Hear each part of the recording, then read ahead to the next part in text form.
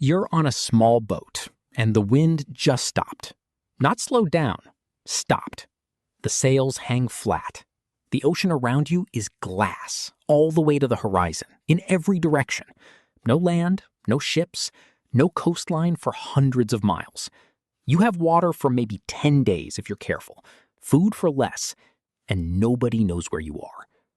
This wasn't rare. For most of human history, this was the price of crossing an ocean. Ships disappeared. Sailors went overboard. Lifeboats drifted for weeks after a wreck with no rescue in sight. And somehow, some of them made it back. Not all of them, but enough that we know exactly what it takes to survive being lost at sea. So how did they do it? What actually kills you out there? And how did people cheat it? Let's start with what you'd expect to kill you and what actually does. Most people picture storms. Massive waves, a ship breaking apart, sailors clinging to wreckage. And yes, storms killed plenty of people. But if you survive the wreck itself, the storm isn't your enemy anymore. The ocean becomes eerily calm, and a slower, quieter killer takes over. Thirst. The human body can survive weeks without food. Without water, you've got about 3 days before serious organ damage starts. Out on open ocean, surrounded by more water than you could imagine, and every drop of it will kill you faster than not drinking at all. Seawater is roughly 4 times saltier than your blood. Drink it, and your kidneys have to work overtime just to flush the excess salt, using up more water than you took in. You're not hydrating. You're accelerating your own dehydration. Sailors who didn't know this, or who got desperate enough to ignore it, often died faster than the ones who drank nothing at all. So how did people get water in the middle of an ocean?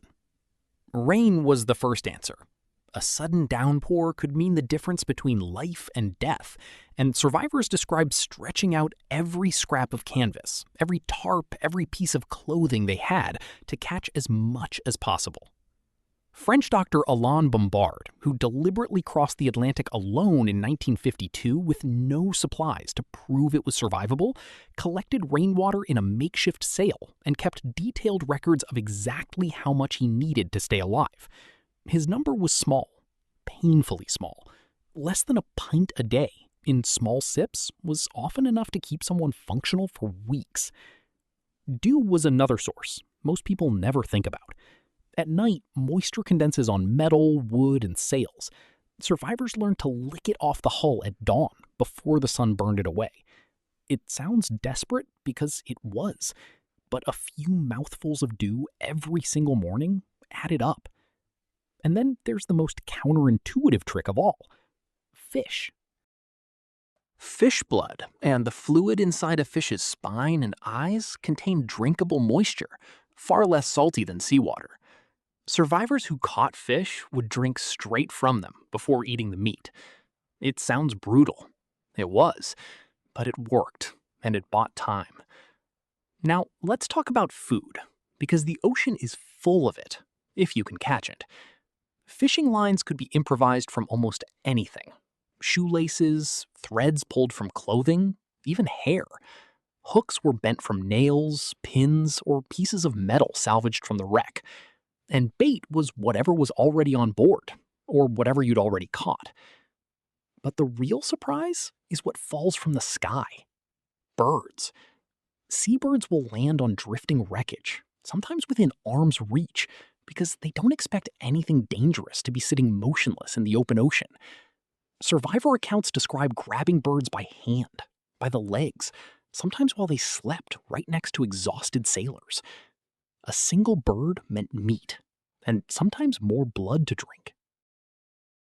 In 1972, a family named the Robertsons survived 38 days adrift in the Pacific after their boat was struck and sunk by killer whales. They caught turtles, fish, and birds, and drank turtle blood when rainwater ran out.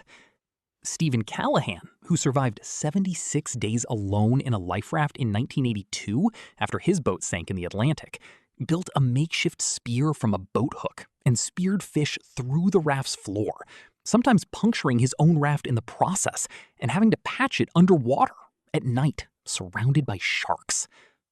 76 days, alone, on a raft barely bigger than a bed. But here's the thing. Even if you solve water and food, there's a slower killer working in the background the entire time.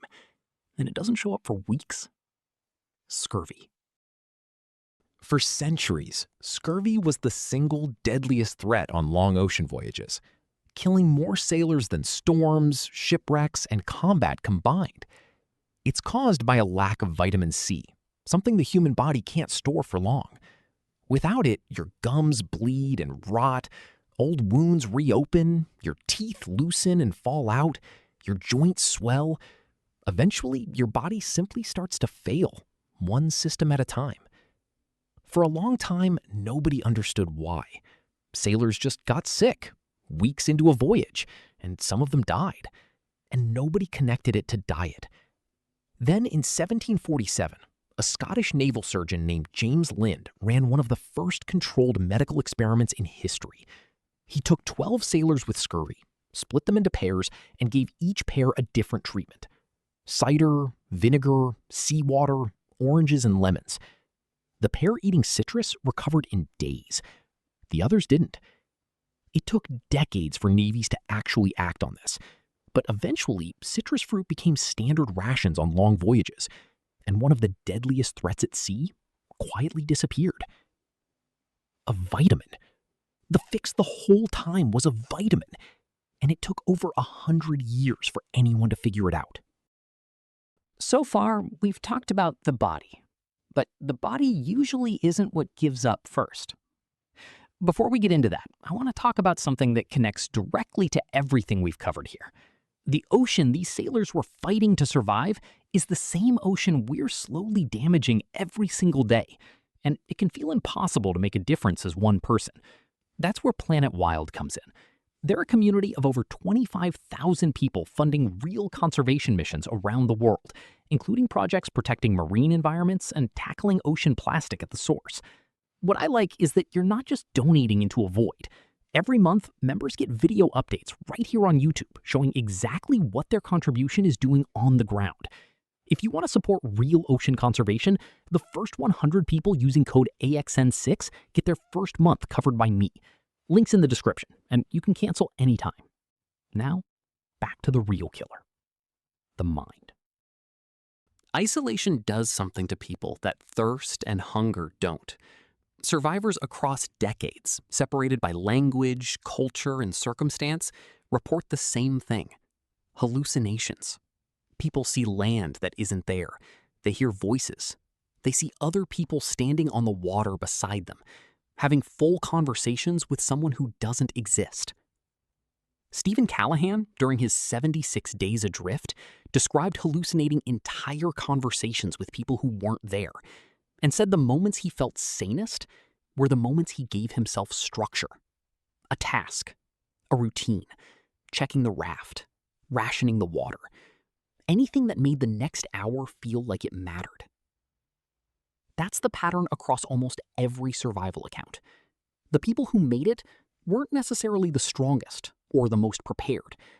They were the ones who gave themselves something to do, a reason to keep tracking time, a reason to believe the next day was worth reaching. And when there were multiple survivors together, that mattered even more. The Robertson family survived partly because they had each other, dividing tasks, checking on each other, refusing to let any one person give up. Alone, the mind starts to unravel in days.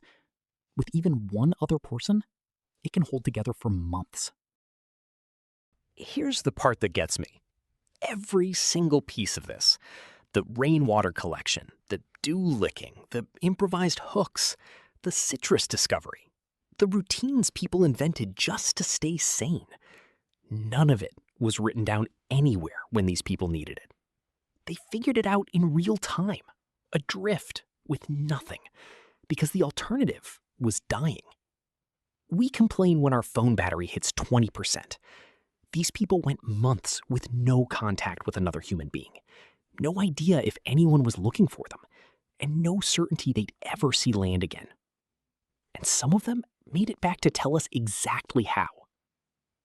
The ocean hasn't changed. It's still just as empty, still just as indifferent, still just as capable of swallowing a person without a trace. The only difference is that we now know it's survivable because somebody already did it with absolutely nothing and lived to write it down.